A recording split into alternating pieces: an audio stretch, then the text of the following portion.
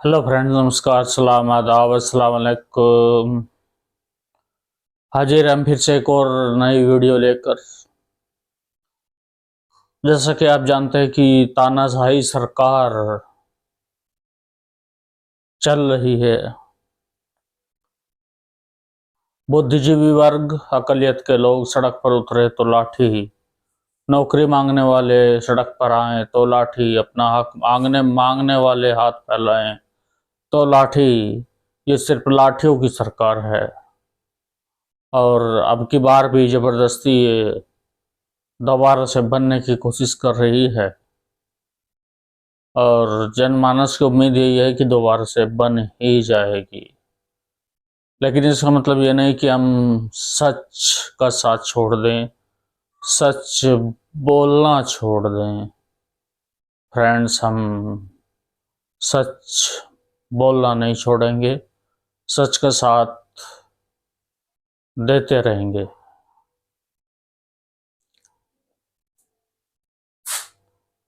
और सच्चाई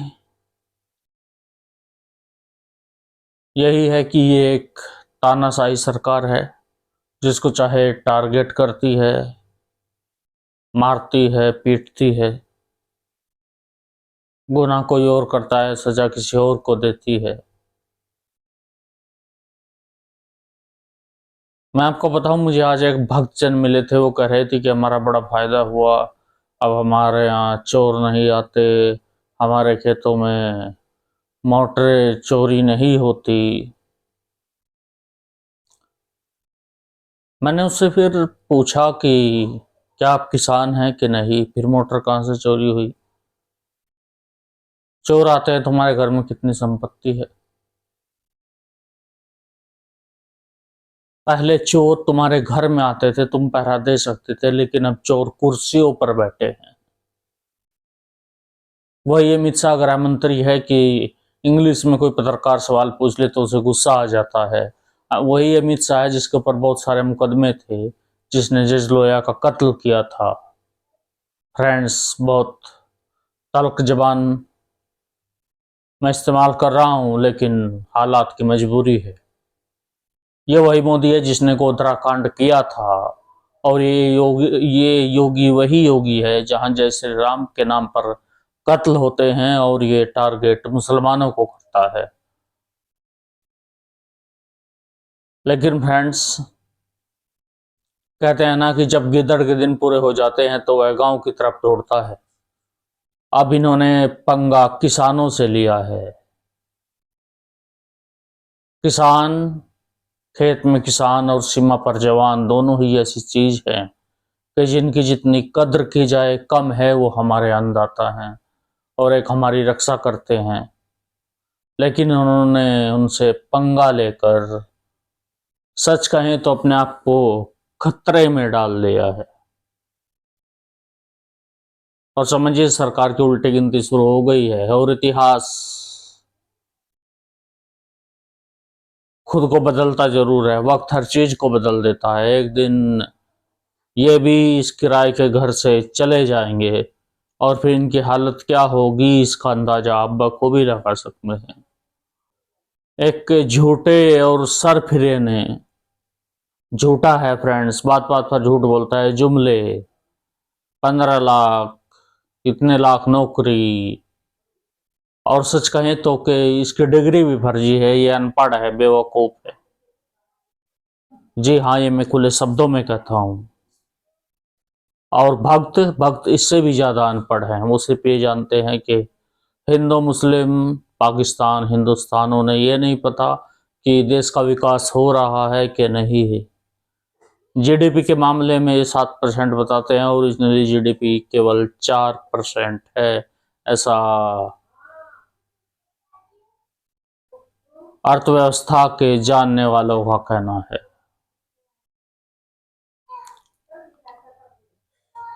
एक सिरफिरे ने, एक झूठे और सिरफिरे आदमी ने तबाही वो मचा रखी है, देश के हर घर में एक आग सी लगा रखी है। उसी के दामन पर हैं मजलूम के खून के छींटे। अफसोस, उसी से हमने इंसाफ की उम्मीद लगा रखी है। फ्रेंड्स, आप घबराएं नहीं, सच के साथ रहें, सच बोलते रहें। घबराने की कोई बात नहीं, जीत आपकी होगी। भले ही वक्त लग सकता है। आम जनमानस में ये बात बहुत कही जाती है कि सरकार तो आएगी बीजेपी की ही। सरकार किसी की भी आए और कितनी मुद्दत तक भी रहे, लेकिन हम सच पर अड़िग रहेंगे और सच बोलते रहेंगे। जब मीडिया बिकी हुई हो, गोदी मीडिया का जमाना हो और सच्चाई को दबाया जाता हो, तब हमें अपनी जिम्मेदारी खुद ही उठानी पड़ेगी। हम सच बोलते रहेंगे। फ्रेंड्स, आपको एक दिलचस्प सा किस्सा सुनाता हूँ कि एक बार किसी के मकान में आग लगी तो कोई बाल्टी में पानी लेकर या कोई किसी और बर्तन में पानी लेकर आग बुझाने के लिए दौड़ा। एक चिड़िया जो ये सब देख रही थी, वो भी एक चिड़िया जो ये सब देख रही थी वो भी अपनी चोंच में थोड़ा सा पानी लेकर और उस घर के ऊपर डालती है। जब वो ऐसा करती रही तो एक कौवे ने कहा, "ए चिड़िया, तुम्हारे करने से क्या होता है?" तो चिड़िया ने बड़ा शानदार जवाब दिया कि जब भी इसकी तारीख लिखी जाएगी, इतिहास लिखा जाएगा, तो मेरा नाम आग लगाने वालों में नहीं, आग बुझाने वालों में लिखा जाएगा। तो जब तारीख लिखी जाएगी, ये सब कातिल और सच बोलने वाले सच लिखे जाएंगे। इतिहास हर चीज को अपने अंदर समेटता है और इतिहास खुद को दोहराता भी है। इनका भी वक्त आएगा, लेकिन आप घबराए नहीं। फ्रेंड्स, अब की बार इन्होंने किसानों से पंगा लिया है तो इनका निपटना इन्हें बड़ी मुश्किल से ये उनसे निपट रहे हैं। और शायद हो ना हो इसी तरह के कामों से ये जनता इनको अलविदा कह दे। हाँ, चींटी की गोद में हाथी को बिठाना और भगत को समझाना तो नामुमकिन है, लेकिन जब वो खुद भुगतेगा तो संभल जाएगा, संवर जाएगा। बस जरूरत है थोड़े से पेशेंस की और थोड़े से इंतजार की। तो फ्रेंड्स, बात कर रहे थे हम किसानों की, तो आइए किसानों किसान अभी क्या कर रहे हैं इसी बारे में थोड़ी सी जानकारी लेते हैं और जानते हैं कि सरकार उनके साथ क्या करना चाहती है। So friends, let's come and watch the video. Shambhu border पर क्या हो रहा है? किसानों के ऊपर गोलियां चलाई जा रही हैं, रबड़ की गोलियां, लेकिन चोट उनकी इतनी काफी होती है कि अस्पताल पर आदमी को पहुंचा दी जाती है। अस्पताल आदमी को पहुंचा ही देती हैं। रबड़ की गोलियां चलाई जा रही हैं और एक तो हकीकतन गोली चली थी, किसान की आंख में लगी थी। और आंसू गैस के गोले छोड़े जा रहे हैं। फ्रेंड्स, जिस देश में अन्नदाताओं के साथ ये होता हो, वहाँ इंसाफ नाम की क्या चीज होगी, आप बखूबी अंदाजा लगा सकते हैं। बहरहाल, let's come and watch the video of farmers.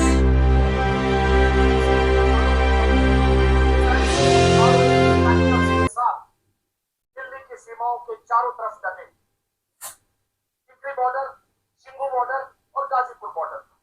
वैसी ही तस्वीर अब दिख रही है शंभू बॉर्डर, जो पंजाब हरियाणा का बॉर्डर, वो बॉर्डर जिसे हरियाणा सरकार और सुरक्षा बलों की तरफ से पूरी तरह से बंद कर दिया गया है, ताकि किसान जो दिल्ली कूच करने के इरादे के साथ या हजारों किसान हजारों ट्रैक्टर पर आए हैं, वो जा न पाए। पीछे बॉर्डर है, तस्वीर हमारे सहयोगी कैमरा पर्सन करण वहां की दिखाएंगे। लिखा हुआ है करनाल 88 किलोमीटर, पानीपत 116 किलोमीटर और दिल्ली 222 किलोमीटर। मतलब जिस बॉर्डर पर जहां भी हम हैं, वहां से दिल्ली 222 किलोमीटर है। और यही 222 किलोमीटर का सफर ये किसान तय करके दिल्ली पहुंचना चाहते हैं, क्योंकि किसानों की मांग है कि एमएसपी को कानूनी जामा पहनाया जाए, एमएसपी कानून बने, कानूनी गारंटी हो। और उसके बाद किसानों की एक लंबी मांग है, जो कि जिन मांगों पर मोदी सरकार ने भरोसा दिलाया था जब ये किसान 26 महीने पहले दिल्ली से आंदोलन खत्म करके वापस आए थे और जब प्रधानमंत्री मोदी को मानना पड़ा था कि उनकी तपस्या में कोई कमी रह गई और किसानों के आंदोलन का असर ये हुआ 378 दिन के आंदोलन का असर कृषि कानून वापस। लेकिन जो वादे किए गए एमएसपी को गारंटी, एमएसपी पर कानून बनाने के वादे, जो वादे किए थे किसानों पर जो मुकदमे हैं उसकी वापसी के वादे, जो वादे किए थे लखीमपुर खीरी में जो नाइंसाफी हुई उसके वादे और बहुत सारे वादों की लिस्ट, वो वादों की लिस्ट लेकर एक बार फिर से किसान आ चुके हैं, लेकिन मोर्चे पर है। और आज 5वां दिन है, सरकार से 2 राउंड की बातचीत हो चुकी है। दिल्ली सरकार के मंत्री भागे भागे चंडीगढ़ 2 बार आ चुके हैं, 3 बार, मेरे ख्याल से 3 बार आ चुके हैं, 4थी बार बातचीत कल होगी। तो अब मैं हूँ शंभू बॉर्डर पर और यहाँ बहुत सारे किसान भी हैं और साथ में वो किसान नेता है जगदीप सिंह डल्लेवाल साहब, सरवन सिंह पटेल भी अभी यहाँ से 200 मीटर दूर है। और ये 2 अहम नेता है, 2 अहम किरदार जिनकी जत्थेबंदियां और इनके साथ बहुत सारे किसान नेताओं की जत्थेबंदी या उनका संगठन इस मोर्चे पर डटा हुआ है। बात यही है, मांग यही है कि सरकार इस बार मांग हमारी माने वरना हम लौटेंगे। तो समझने की कोशिश करेंगे। ये भी आपने देखा होगा कि बीते 4 दिनों के दौरान जब पहले दिन यहाँ आए 13 तारीख, 14 तारीख, 15 तारीख लगातार यहाँ आंसू गैस के गोले चले। आंसू गैस के गोले से दिन में नहीं चले, रात में भी चले, क्योंकि किसान जाना चाहते हैं आगे जो सुरक्षा बल है वो आगे बढ़ने नहीं देना चाहते। तो अब एक बार समझेंगे जब ये किसान, इनके पास विकल्प क्या है।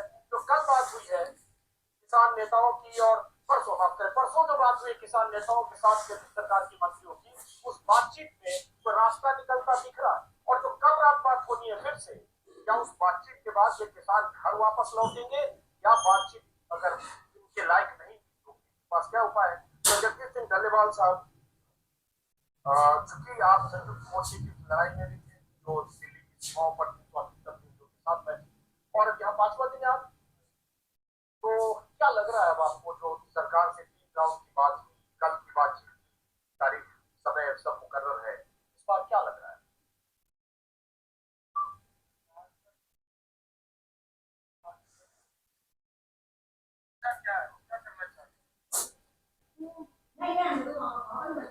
करना चाह रहे हैं अपने अपने तरीके से अलग अलग माध्यम से ये प्रचार करवाना शुरू किया सरकार ने कि देखिए सरकार के पास समय नहीं है।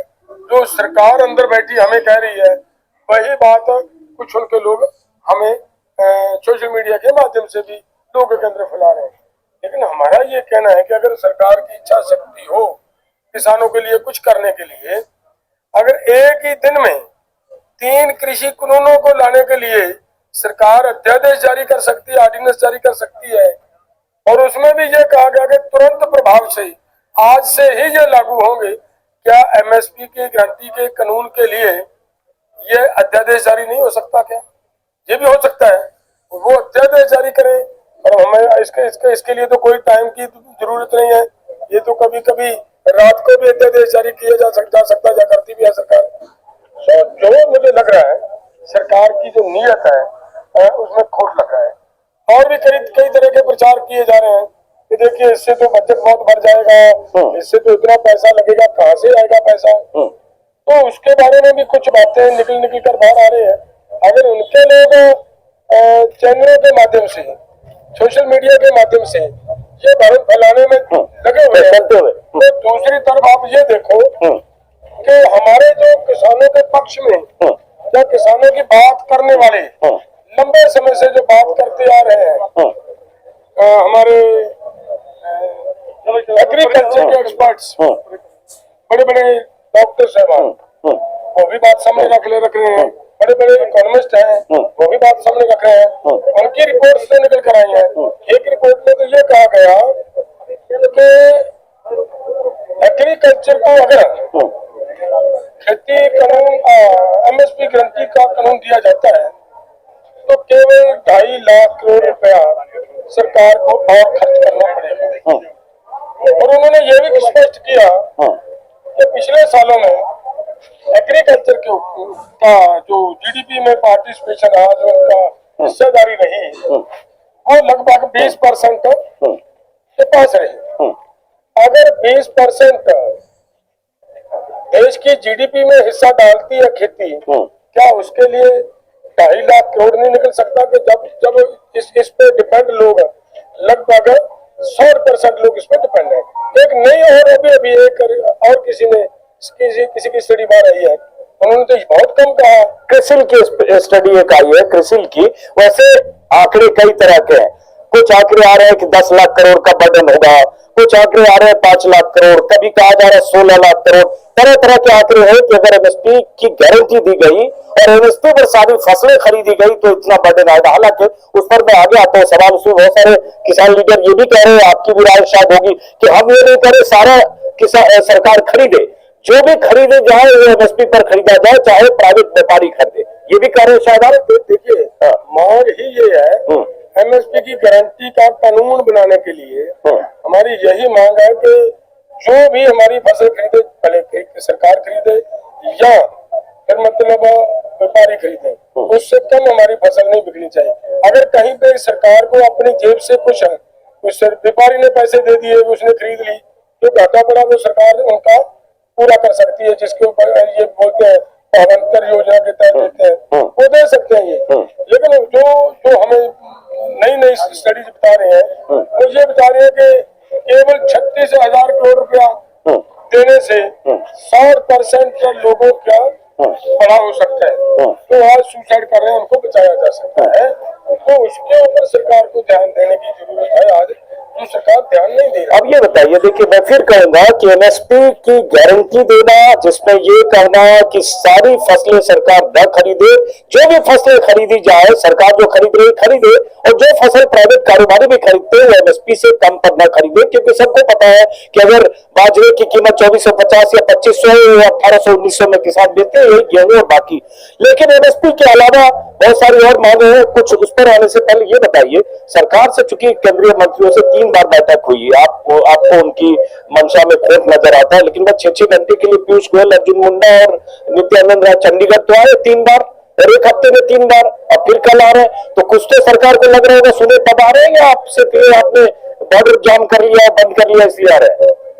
देखिए, मामला ये जो मुझे लग रहा है कि सरकार एक लोगों के अंदर नैरेटिव बनाने का प्रयास कर रही है। तो देखिए, हम तो किसानों की बात है चंडीगढ़ में आकर सुन रहे हैं, अपने आप को अच्छा साबित करने के लिए कि हम तो किसानों के पक्ष के लोग हैं, ये साबित करने पे लगे हुए हैं। लेकिन मामला ये है कि अगर भाई आप चंडीगढ़ में आकर बातचीत करते हो, जब मामला एमएसपी की गारंटी के ऊपर आता है, जब मामला डॉक्टर स्वामीनाथन की रिपोर्ट के ऊपर आता है, जब मामला किसानों की ऋण मुक्ति के ऊपर आता है, जब मामला एग्रीकल्चर को डब्ल्यूटीओ से बाहर निकालने का आता है, जब मामला लैंड एक्विजिशन एक्ट सन 2013 को लागू करने के ऊपर आता है, तब सरकार पल्ला को झाड़ देती है। यही तो हमारी मांग है। इन मांगों को इन्होंने ये कह रहे हमने मान ली है। हमारे कृषि मंत्री जी ने कहा, बहुत सारे पत्रकारों ने मेरे से सवाल पूछा कि देखिए जी, मंत्री जी तो ये कह रहे हैं कि 90% मांगे आपकी मान ली गई है। लेकिन मेरा ये कहना है, जिन मांगों को मानने की ये बात कर रहे हैं, वो तो पिछले आंदोलन की बाय प्रोडक्ट थी। उसी आंदोलन के दौरान वो पहले आपसे जानना चाह रहे हैं कि जो तीसरी बैठक हुई परसों जो तीसरी बैठक हुई 5 घंटे चली, शायद बीच में कुछ गर्मा गर्मी भी हुई क्या? कुछ ऐसी बात डिफरेंशिएट ऐसा भी हुआ, 20 मिनट के लिए ब्रेक हुआ, फिर बाहर गए, फिर आए, ऐसा भी कुछ हुआ परसों की मीटिंग में? देखिए, उस दिन मामला ये था कि हम सरकार को ये पूछ रहे थे बार बार कि क्या देश का किसान, अगर वो पंजाब से आ रहा है, राजस्थान से आ रहा है, मध्य प्रदेश से आ रहा है, उड़ीसा से आ रहा है, कर्नाटका, तमिलनाडु से आ रहा है, उनको आप अलग अलग जगह पे जेलों में बंद कर रहे हैं। एक बात, अगर जो किसान यहाँ पे आया है, अगर वो बॉर्डर तोड़ भी देगा तो उससे नुकसान ज्यादा होगा, या फिर जिन लोगों के ऊपर आप अथरू गैस छोड़ रहे हो, अथरू गैस का हमें बहुत कम चिंता है, वो छोड़ते हैं, छोड़ती होती है सरकार, छोड़ा करती है। लेकिन अंजुम जी, आज तक मैंने जो अपनी लाइफ में इतनी लाइफ होगी, कहीं पे सरकार सीधी गोली चलाती नहीं दिखी। जो रबर बुलेट चलाने की बात होती है, वो बहुत आगे जाकर होती है, वो स्थिति नहीं थी यहाँ पे। अगली बात और भी गंभीर ये बात है, मुक्के मोर्टार के साथ यहाँ पे हमले हुए। हम सरकार से ये पूछ रहे थे कि ये बताओ भाई, हम कहीं बाहर से आए हैं, अगर पंजाब का किसान है, हरियाणा का किसान है, इनको आप तो दर्जे का नागरिक तो समझते भाई, हम भी तो देश का हिस्सा है, हम अपनी डिमांड लेकर आ रहे हैं, अपनी बात लेकर आ रहे हैं, नहीं अपने हमें अपने अंदर आने देना, तो हमारी मांग यही पे बैठे। क्या हुई उस बातचीत तो उस मामले के ऊपर सरकार बिल्कुल ऐसे डर जाते हैं हमारे मंत्री महोदय, जैसे कि उनको उनके ना तो कान हो ना जुबान हो, तो उन्होंने तो कुछ बोल नहीं है। तो अब बात आती है डल्लेवाल साहब कि जैसे जो बात आपने मंत्रियों से या सरकार से हुई, अब कल की बात जो वक्त मुकर्रर है रविवार को बात, तो ऐसा लगा कि कुछ बात फाइनल स्टेज में है, चैनलों पर चल रहा है, बहुत सारी मांगे मान ली गई, आप भी कह रहे हैं आपके पास पहुंची होगी 90% मांग मान ली गई, तो क्या मान ली गई मांग और क्या नहीं मानी? एमएसपी पर पेच फंसा, एमएसपी कानून पर। देखिए, जो हमारी एक्चुअली मांगे हैं उन्हीं पर तो पेच फंसा हुआ है। क्या क्या तीन किस पे है? मान लीजिए, पहले तो एमएसपी की गारंटी का कानून, डॉक्टर स्वामीनाथन की सिफारिशों का कानून, एमएसपी C2+50 से दी जाए, किसानों को ऋण मुक्त किया जाए, और लैंड एक्विजिशन एक्ट जो ये लेकर आए हैं उसको खत्म करें, और 2013 वाला जो लोगों ने लड़कर बनवाया था उसी को तैयार रखें। और आगे की बात हम ये मांग रहे हैं कि जिस WTO के प्रभाव के नीचे देश के किसान को मारा जा रहा है, पूरे देश को लूटने का प्रयास किया जा रहा है कंपनियों के माध्यम से, तो वो उससे भारत के कम से कम एग्रीकल्चर सेक्टर को बाहर निकाले। उसकी बातें जब आती है तो वो चुप हो जाते हैं। अब बात आती है कि जैसे स्वामीनाथन कमीशन की सिफारिशें लागू करने की मांग पुरानी है किसानों की, उसके बाद जैसे आप एमएसपी को कानूनी गारंटी की बात कर रहे हैं, लेकिन उसके अलावा वो लिस्ट जो है 12-13 जो आपकी मांगे, बहुत सारी मांगे जोड़ दी गई। अब उसमें मनरेगा जोड़ दिया कि मनरेगा की जो हर रोज का मनरेगा का वो बढ़ा दिया जाए, 200 दिन उनको रोजगार भी मिले, 700 कर दिया जाए, और पेंशन मिले 58 साल से ऊपर किसान मजदूर को हर को। तो आपने मांगों की लिस्ट लंबी कर दी, सरकार का कहना है कि बार बार इन्होंने बढ़ा दिया। देखिए अंजुम जी, आप सरकार से ये मांगे कि जो पहले दिन आपको डिमांड चार्ट दिया और जो लास्ट में आपके टेबल पर दोनों दे दो मुझे। अगर आपके पास दोनों वो आ जाएंगे, ये भरम निकल जाएगा कि हम कोई मांग नहीं जोड़ रहे हैं, ये पुरानी है।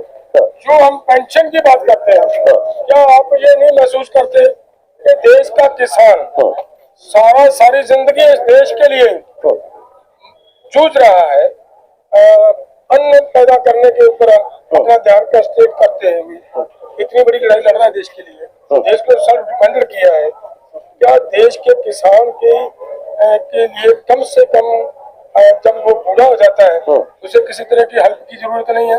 बिल्कुल सरकार ये नहीं महसूस करती कि हम ये देना चाहिए हमें? दूसरी बात, तो आपने कहा कि मनरेगा, देखिए मनरेगा के जो टाइम है, अब सरकार आहिस्ता आहिस्ता एग्रीकल्चर या सभी कारोबारों का ये कंप्यूटरीकरण कर रही है। बड़े बड़े मॉलों के अंदर आपको दिख रहा होगा कि रिपोर्ट्स आ रहे हैं, मशीनरी का जो कितना बढ़ गया कि मजदूर को काम कम मिल रहा है। तो क्या भाई ये मजदूर की डिमांड नहीं होनी चाहिए कि भाई उसको कम से कम उसके दिन बढ़ाई जाए? लेकिन बात यह है ना कि आप आए किसान के फसलों की कीमत की लड़ाई लड़ते और उसके बाद सारी समस्या आपने उसमें डाल दिया, सरकार का कहना है। लेकिन अब आपको लगता है कि ये जो कल की मीटिंग है, फिर आता हूं कि इस पर बात चुकी बहुत बार हो चुकी, जो कल की मीटिंग है वो क्या कुछ फाइनल होकर उसका कोई नतीजा निकलेगा या फिर उसके बाद ऐसे ही अभी चलेगा? क्या लगता है आपको? भाई आपने कुछ सेंस तो कर लिया होगा ना, 6-6 घंटे की 3 मीटिंग, मतलब 15-18 घंटे आपने देख लिए सरकार के साथ, मंत्रियों के साथ। इसमें ये सीधी सी बात ये है कि जो आपने कहा कि क्या निकल रहा है, जो सरकार पहले एमएसपी के ऊपर इन मुद्दों के ऊपर बात करने के लिए तैयार नहीं थी, उन्होंने थोड़ा ये बात कही इस बार कि फिर हमें थोड़ा फ्रेमवर्क करने दीजिए। क्या करेंगे वो फ्रेमवर्क, क्या उस पर काम करेंगे, वो उनके ऊपर डिपेंड है। क्या हमारे लिए पॉजिटिव कुछ लेकर आएंगे या नेगेटिव रहेंगे, वो उनके ऊपर डिपेंड करते हैं। लेकिन बात ये जरूर है कि देखिए, उस दिन जो कभी भी एमएसपी के नाम लेते ही सरकार तकती थी, WTO का नाम लेते सरकार बहुत अपना मुंह बंद कर लेती थी। उसने इस बार हमें ये कहा कि हम आपके साथ एतवार को दोबारा बातचीत करेंगे और फ्रेमवर्क करते हैं, हम फिर आएंगे। और हमने सोचा ठीक है, अगर सरकार को ये चाहिए तो फ्रेमवर्क करना तो कर सकती है सरकार। अब मैं आपसे पूछ रहा हूँ ना, जिसका जवाब आपने दे, मैं ये जानना चाह रहा हूँ कि भाई 15 घंटे तक अब सरकार के मंत्रियों से आपकी 3 मीटिंग हुई, कुल घंटे जोड़ लगभग 15 घंटे, और कल भी मीटिंग होगी तो 5 घंटे फिर होगी, आधी आधी रात तक मीटिंग हुई है। तो क्या लग रहा है कि इससे कुछ नतीजा कल निकलेगा या परसों फिर ऐसे जत्थेबंदियां यहाँ रहेगी? नहीं है, देखिए नतीजा निकलेगा ना निकलेगा, मुझे लग रहा है अभी उसके ऊपर कोई बात करनी तो उचित नहीं है, क्योंकि ये बात अभी समय के वक्त के दर्द में है। अगर नहीं निकलता तो हमारा जो दिल्ली कूच का ऐलान किया हुआ है वो एज इट इज जिंदा है, वो स्टैंड करता है, हमारी वो तैयारी है। अब जैसे दिल्ली कुछ बोल रहे हैं दंडपाल साहब, आप रुकिएगा, मैं कैमरामैन को कहूंगा पीछे फिर से दिखाओ। 222 किलोमीटर दिल्ली, पानीपत से 116 किलोमीटर, करनाल 88 और अंबाला 12 किलोमीटर, और ये यहाँ से हरियाणा का बॉर्डर शुरू होता है। मनोहर लाल खट्टर की सरकार ने आगे नाकेबंदी कर रखी है, और ऐसे ही नाके को तोड़कर किसान 26 नवंबर 25 नवंबर 2020 को दिल्ली तक पहुंच गए थे, सिंघू बॉर्डर और टिकरी बॉर्डर तक। इसलिए इस बार उस नाकेबंदी में सुरक्षा बलों की 50 कंपनियों की तैनाती है, और ऐसी कीलबंदी, किलेबंदी, मल्टी लेयर बैरिकेडिंग, सीमेंट के बड़े बड़े बोल्डर, कंक्रीट के बड़े बड़े ब्लॉक रखे कि किसी सूरत में इस बार वो न पहुंच पाए किसान, जो तब पहुंच गए। 26 महीने बाद दिल्ली से लौटने के 26 महीने बाद किसान फिर यहाँ, जहां मैं हूं यहाँ से 2 भाग की कतारें, 4-5 ऐसी कतारें, और ऐसी कतारें मैंने सिंघू बॉर्डर और टिकरी बॉर्डर पर लगातार 13 महीने तक 378 दिनों तक देखा, क्योंकि मैं लगातार कवरेज कर रहा था। वापस लौटते हैं धन्यवाद साहब, बहुत सारे यहाँ जो आसपास किसान है, यहाँ लंगर भी चल रहा है, खाने पीने के इंतजाम है, और पंजाब के किसान जब आंदोलन में ऐसे आते हैं तो ऐसी मोर्चेबंदी होती है। बहुत सारे लोग तो ये भी कह रहे हैं कि विदेश से फंड आ रहा है, पैसे आ रहे हैं, इसमें देशद्रोही ताकतें हैं, इसमें खालिस्तानी है, इसमें ऐसे है, ये सब लगातार आप लोगों पर आरोप लग रहा है, इल्जाम लगाते हैं। बहुत अच्छी बात कही आपने, और हमारे ऊपर है। आप दिल्ली से आए हो चलकर इसको कवर करने के लिए, आप इसके ऊपर थोड़ा दीजिए, काम कीजिए। मेरा निवेदन आप एक चेक करवाइए, आप आपके कैमरे चेक करवाइए इसको, ताकि सरकार को हमारे ट्रॉलीज के कितना हमारे यहाँ पे जो 32 जन के लगता हो वो कितना मटेरियल मिलता है। ये सरकार पहले भी पिछले आंदोलन में भी हमें आतंकवादी भी कहती रही, हमें विदेशी फंडिंग ले रहे हैं वो भी कहती रही, लेकिन मैं स्पष्ट करता हूँ आज तक यहाँ पे किसी तरह से कोई फंड ना लिया गया है न आया है। एक सवाल ये उठता है कि संयुक्त मोर्चा जिस मोर्चे ने घेराबंदी की थी तब 26 नवंबर 2020 को, और वो 378 दिन आंदोलन चलाया, जिस आंदोलन के सामने सरकार को घुटने टेकने पड़े और कहना पड़ा क्या में कमी रह गई, मुट्ठी भर किसान को हम समझा नहीं पाए। वो मोर्चा बिखर गया, उसके बहुत सारे नेता अब इससे अलग हैं, चाहे वो राज्यपाल हो, चाहे चन्हूनी हो, चाहे राकेश टिकैत हो, चाहे दर्शन पाल हो, चाहे जोगिंदर सिंह उग्रा हो, दर्जनों नेता, और एक नया मोर्चा बना जिसमें एक के चेहरे अगुआ आप हैं, संयुक्त मोर्चा राजनीतिक, एक किसान मजदूर मोर्चा जो सरवन सिंह पटेल, और उसके साथ बहुत सारी जत्थेबंदियां। तो ये मोर्चे में अलग अलग अलगाव हो गया, लोग इसको देख रहे हैं कि ये क्या हो गया, लड़ाई बिखरा हो गया। देखिए विचारधारा का जो अंतर रहेगा, अगर पहले देश की एक ही ऑर्गेनाइजेशन बनी थी और विचारधारा के लोगों की जब अपनी अपनी विचारधारा का मामला आया तो उन्होंने अलग अलग ऑर्गेनाइजेशन बनती थी। पिछली बार जब आंदोलन हुआ, उग्राहा साहब एसकेएम का हिस्सा नहीं थे, वो भी अलग बैठे टिकरी पर थे, अलग बैठे थे, हाँ। लेकिन एसकेएम की मीटिंग में आते थे वो, अंधेर साहब वो अलग बैठे थे, एसकेएम की बैठक में भी नहीं आते थे, वो नहीं आते, लेकिन आंदोलन तब भी लड़ा गया, तब भी उन्होंने लड़ा। लेकिन मामला ये है कि ये जो आपको दिख रहा है, आप ईमानदारी से आप चेक कर रहे हो, देखना, आपने रात शाम को मुझे बताना, देश को बताना कि क्या यहाँ पे जिस तरीके से लोगों की पार्टिसिपेशन हो रही है, जिस तरीके की गांव में जागृत, इससे अलग बात में बड़ी बात ये कहना चाह रहा हूँ, हरियाणा के अंदर उस समय इतनी शक्ति नहीं थी जितनी इस बार दिख रही है, इसलिए कि इस बार आप तो के सब चीज बैरियर हटा के पहुंच गए थे, तो इस बार उन्होंने इंतजाम किया, ना पहुंच पाए। अंजन जी, मैं और भी बात कर रहा हूँ, होता है ना, दूध का जला छाछ फूंक कर पीता है। हमें सड़कों में रोक लें, अपनी बैरिकेडिंग कर सकते हैं। उन्होंने क्या कर रखा है, हमारे गांव में बैठे जो किसान भाई हैं उनको गांव में घेर रखा है।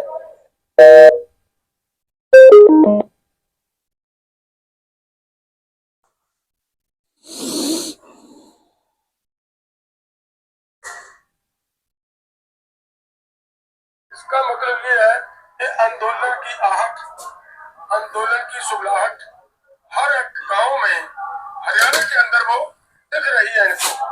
तो आंदोलन लोग लड़ते हैं, हम नेता नहीं लड़ते। आंदोलन तो लोगों ने लड़ना होता है। लोग अब आप देख लीजिए गैर राजनीतिक सोच के साथ लोग आंदोलन कर रहे हैं। लेकिन जैसे जैसे डल्लेवाल साहब परसों जोगिंदर सिंह उग्राहा की तरफ से, मैं मानता हूँ बहुत बड़ा संगठन है पंजाब का उनका, और टिकरी बॉर्डर पर हजारों लोग उनके थे, महिलाएं भी बहुत उस जत्थेबंदी में है। परसों उग्राहा साहब की तरफ से भी आया, जो पटरियां रेलवे पटरी बंद किया गया। फिर संयुक्त मोर्चे ने टोल फ्री किया, दर्शन पाल की तरफ से बयान आया, चडूनी ने भी कुछ समर्थन का ऐलान किया। क्या ऐसी स्थिति बन सकती है कि वो मोर्चे के नेता भी फिर एक साथ संयुक्त बन सकते, इस मोर्चे का हिस्सा बन सकते हैं, या आप इस लड़ाई को उस संयुक्त मोर्चे के उन नेताओं से अलग ही लड़ना चाहते हो? नहीं, हमारी कोई ईगो का मामला नहीं है, हमारा सिर्फ रूल एंड रेगुलेशंस का मामला है। हाँ। अगर कोई गैर राजनीतिक रहकर लड़ने वाला कोई भी साथी होता है तो उसके लिए तो हम उसके घर पे जाकर भी हम उससे तालमेल कर रहे हैं। हमारी एक कमेटी बनी है कि भाई साथ दीजिए। लेकिन एक बात ये भी बहुत बड़ी है ना कि ये पहले ही हमें तो ये कह रहे हैं कि ये जो मोर्चा है कभी कभी बोलते हैं कांग्रेस का स्पॉन्सर्ड है, कभी इसको बोलते हैं आम आदमी पार्टी का स्पॉन्सर्ड मोर्चा है। अगर इसमें कोई भी पॉलिटिकल आदमी आ जाएगा तो फिर तो मतलब इसको हमारे ऊपर दोष लगाना बड़ा आसान हो जाएगा। तो उस मोर्चे में मतलब पॉलिटिकल लोग ज्यादा है? आपको मेरा ख्याल है मेरे से ज्यादा बेहतर पता नहीं, मुझे नहीं पता, आप थोड़ा बताइए। मुझे लग रहा है इस मुद्दे के ऊपर ज्यादा टिप्पणी करने में उचित नहीं समझ। ओके, तो इस मोर्चे के बारे में भी लोग कहते हैं कि आम आदमी पार्टी का समर्थन है, कांग्रेस का खुद करे, कहते भगवंत मान है, वो बैठक में भी होते हैं, आम आदमी पार्टी के नेता है, मुख्यमंत्री है, उनका भी सपोर्ट है। तो ये आरोप लगता है होना चाहिए। देखिए बड़ा ध्यान से सुनने वाली बात है, भगवंत मान जी को इस बार हमने अपील की थी कि आप बैठक में आए, क्योंकि ये जो जहां हम बैठे हैं ये पंजाब का एरिया है। बैरिकेडिंग पंजाब के अंदर है, हरियाणा एक जो क्षेत्र है इससे मेरा ख्याल 100-150 मीटर आगे जाकर आएगा। भगवंत मान को हम ये कहना चाहते थे कि सरकार पंजाब की है और पंजाब के मुख्यमंत्री हो और पंजाब के अंदर अगर कोई दूसरी सरकार आकर बैरिकेडिंग करके बैठी, आप क्यों नहीं इसके ऊपर संज्ञान ले रहे? एक बात। दूसरा हमने ये कहा था कि पंजाब के लोगों के ऊपर आपकी जिम्मेदारी बनती है कि लोगों को प्रोटेक्शन दें।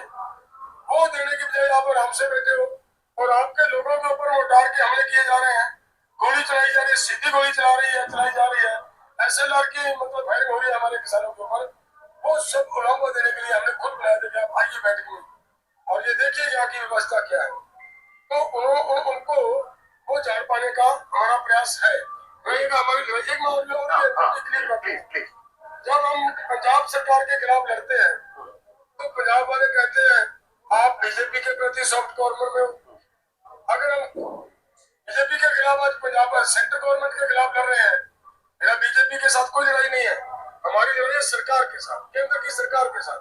अगर जो पार्टी के वहां पर सत्ता में होगा वो हमें दूसरा बताएगा। अगर आज सत्ता में बीजेपी है तो वो हमें कांग्रेस का भी कहेंगे, आम आदमी पार्टी का भी कहेंगे। आपका एक वीडियो वायरल हो रहा है डल्लेवाल साहब, जिस वीडियो में आपने कहा है कि मोदी का ग्राफ राम मंदिर के बाद बहुत ऊपर जा रहा था, तो उस ग्राफ को नीचे करने के लिए ये सब हो रहा है। ये बात थोड़ी आप मैंने उस नए वीडियो देखा जो ट्विटर पर वायरल हो रहा है, जिससे लग रहा है कि आपको कई सुपारी दी गई है कि मोदी के ग्राफ को डाउन करना है जो राम मंदिर से ऊपर उठ गया, विपक्ष ने सुपारी दे दी। ऐसे ही सारे चैनल चला रहे, पता होगा आपको। अंजुम जी बहुत इम्पोर्टेंट बात ये देखने वाली है कि भाई वो तो इतनी लंबी वीडियो होगी, उसमें इतना सा पक्ष काट कर क्यों दिखाया जा रहा है? इसका मतलब उसकी सच्चाई कुछ और है, अभी इसको काट कर दिखाया जा रहा है। तो हकीकत क्या है? देखिए हमारे युवा हैं, सरकार हमें बार बार कह रही है कि अपने युवाओं को कृपया शांत रखें, और ये हमारी भी जिम्मेदारी बनती है कि हम अपने यूथ को ये कहें कि हमारा आंदोलन इम्पोर्टेंट है, जीतना बहुत जरूरी है। जीतने के लिए वही हमारा फार्मूला जो 13 महीने हम शांति से बैठकर वहां पर आंदोलन लड़ा गया, उसी तरीके से हम जीते हैं। इस समय तो मैं आपके माध्यम से भी कहता हूँ कि केंद्र सरकार इतनी ईगो में है कि एक तरफ तो हमें बुलावा दिया जा रहा है कि आप बातचीत में आए, और दूसरी तरफ हमारे यहाँ पे मोटार के हमले किए जा रहे हो और हम हमारे यूथ से ये अनुमति ले रहे हो कि भाई हमें आप क्या इजाजत देते हो बैठक में जाने के लिए, तो वो क्या किया जा रहा है वहां पे, मतलब मोटार का मामला करके कि इनको अनुमति ना मिले। नहीं आप इस वीडियो मेरे बात पूरी करें, खुशी की बात कर रहा हूँ। तो हम उस समय ये कह रहे थे कि भाई शांत रहे, कृपया शांत रहे, आप शांत रहोगे तो जीतेंगे, नहीं तो हम हमारा जीतने का कोई सवाल नहीं है। जितनी ईगो है सरकार के ऊपर, सरकार के दिमाग में, वो आपकी बातें से मानने वाली नहीं है। आप जिस तरीके से उनके जबर का मुकाबला सब्र से कर रहे हो, ये तरीके से सरकार की ईगो नीचे आएगी, मेरा कहने का मतलब सर। लेकिन उसमें ये क्या बोल रहे थे आपकी मोदी का ग्राफ राम मंदिर की वजह से बहुत ऊपर चला गया, उसको नीचे लाना है, इसी आंदोलन से आएगा या फिर पक्ष ने ऐसा नीचे लाने की हमारा पहले से ही ये क्लियर है कि हमारा सरकार का किसी तरह का कोई मामला नहीं है। लेकिन ये बात जरूर है कि जो सरकार आज आप ध्यान से देखिए, हमारे लोगों को आप आपस में लड़ाने का, खिंडाने का काम जो सरकार कर रही है, इसी माध्यम से कर रही है। और हमारा ये कहना है कि वो लोगों को आपस में लड़ा के बांट कर आगे अपने आप को एक हिंदुत्वी एजेंडे के ऊपर मतलब टिकाकर अपनी सीट को बचाने पे लगा हुआ है, उसको उसकी ईगो को हट करना, उसको नीचे लाना, तो सरकार को ये घुमाकर उसी जगह पे लाना कि आपकी बात मांगे। उसके लिए जरूरी है कि जब तक लोगों की शक्ति आपके साथ नहीं होगी, जब तक लोगों की शक्ति आपके साथ नहीं होगी, तब तक आप जीत नहीं पाओगे। आप शांति से हमारे युवाओं ने वो सभी झेला, उसी की वजह से अब इतने लोगों की शक्ति नजर आ रही है ना आपको।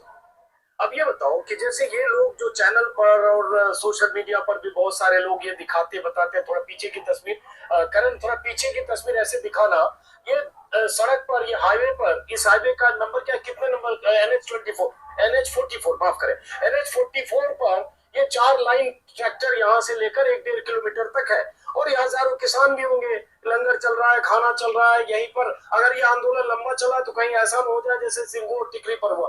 तो बहुत सारे जो नेशनल चैनल हैं उसमें, बहुत सारे जो सोशल मीडिया पर कहते पैसे इतने कहाँ से आ रहे हैं, लंगर इतना कहाँ से चल रहा है, फंडिंग कहाँ से आ रही है, कहते कनाडा से फंडिंग हो रही है, तो अमेरिका से फंडिंग हो रही है, तो खालिस्तानी फोर्सेज फंडिंग कर रही है, तो देशद्रोही ताकतें फंडिंग कर रही है, बहुत पैसा आ रहा है इन किसानों के पास, इसलिए बार बार आंदोलन में आ जाते ताकि फंडिंग पीछे से जारी रहे।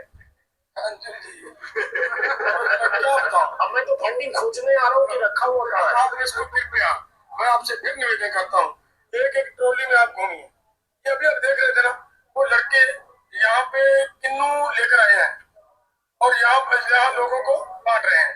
वो कौन आ रहा है, वो उसके पीछे से फंडिंग तो नहीं हो रही है। मैं ये कह रहा हूँ वो क्यों आ रहे हैं मैं बताता हूँ, सुनिए ध्यान से। उनका किन्नू सड़क पे पिछले 2 दिन पहले, कुछ दिन पहले आपने देखा होगा, ट्रॉलियां रोड पे घेर कर उन्होंने, तब उनको बेचारों का ये लग रहा है कि हमारे वहाँ भाई बैठे हैं यार, हम उनको खाने के लिए दे रहे हैं, वो लेकर आ रहे हैं। लेकिन पीछे आगे पीछे से भी देखना, आपको पता चलेगा कि जितने भी लंगर होंगे, कोई किसी गांव का लंगर है, कोई किसी गांव का लंगर है, कोई किसी गांव का लंगर है। ये जो लंगर की व्यवस्था हम करते हैं, उसके पूरे हमारा कल्चर है कि लंगर को वो देंगे। मैं सरकार से सवाल पूछना चाहता हूँ, आप देखिए, जब केरला में वो बड़ा नुकसान हुआ, हड़ की वजह से हुआ, पंजाब के लोगों के लिए एक स्पेशल ट्रेन देती है सरकार कि आप वहाँ मदद करने के लिए। उस समय तो आतंकवादी नहीं दिखे सरकार को। जिस समय कोरोना का काल आया, पंजाब के गुरुद्वारों ने दिल्ली के अंदर जहाँ पे लोगों को ऑक्सीजन के सिलेंडर नहीं मिल रहे थे, गुरुद्वारा सिलेंडर प्रोवाइड करवा रहा था, उस समय तो नहीं का।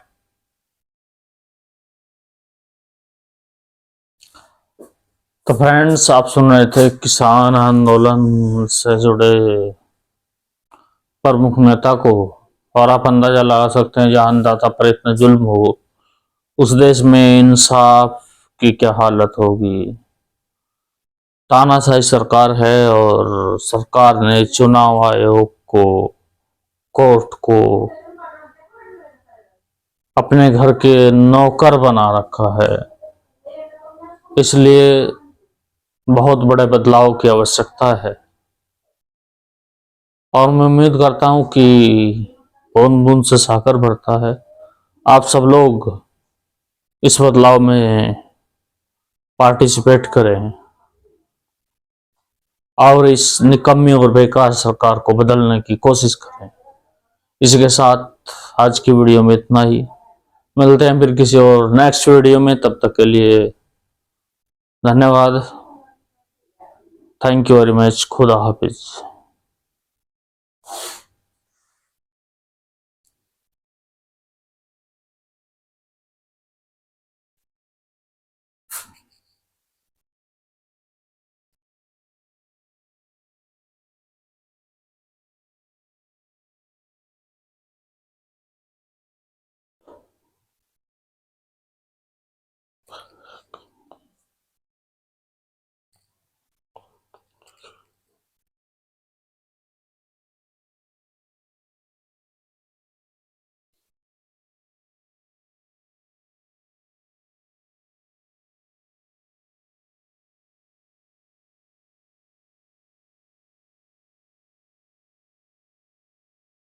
Freedom,